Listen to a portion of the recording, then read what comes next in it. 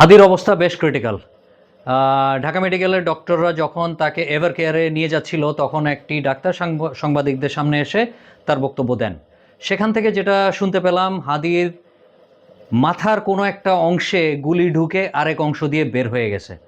ডাক্তাররা বলেছিলেন তিনি শকে চলে গিয়েছিলেন এবং শকে যাওয়ার পরে তাকে যখন ট্রান্সফার প্রসেসে নিয়ে আসা হয়েছিল ঠিক ওই মুহূর্তে তার নাক এবং গলা দিয়ে রক্ত আবার বের হওয়া শুরু করেছিল।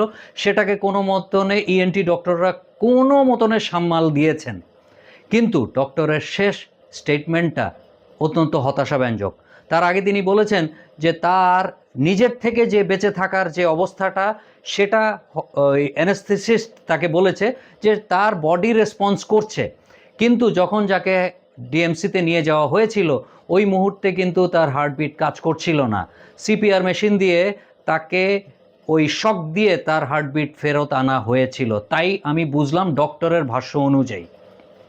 যাই হোক, তিনি শেষ যেই কথাটা বলেছেন আপনাদেরকে ভরসার কথা বলতে পারছি না। হাদি বেশ ক্রিটিক্যাল। আমি কিছুক্ষণ আগে একটা ভিডিও করেছিলাম হাদি গুলি খাওয়ার পরই। এটা অবশ্যই ইন্ডিয়া এবং হাসিনার কাজ, এবং তারা এটা পোট্রে করার চেষ্টা করবে যাতে এক রাজনৈতিক দলের সাথে আরেক রাজনৈতিক দলের একটা সংঘর্ষ তৈরি হয়। এটাকে পুঁজি করার চেষ্টা করবে ইন্ডিয়া এবং হাসিনা।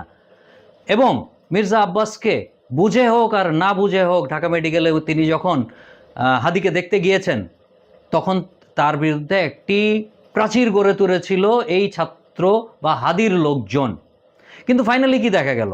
ফাইনালি দেখা গেল যেই ছেলেটা তাকে গুলি করেছে সে আসলে আওয়ামী লীগের কোনো এক পান্ডা।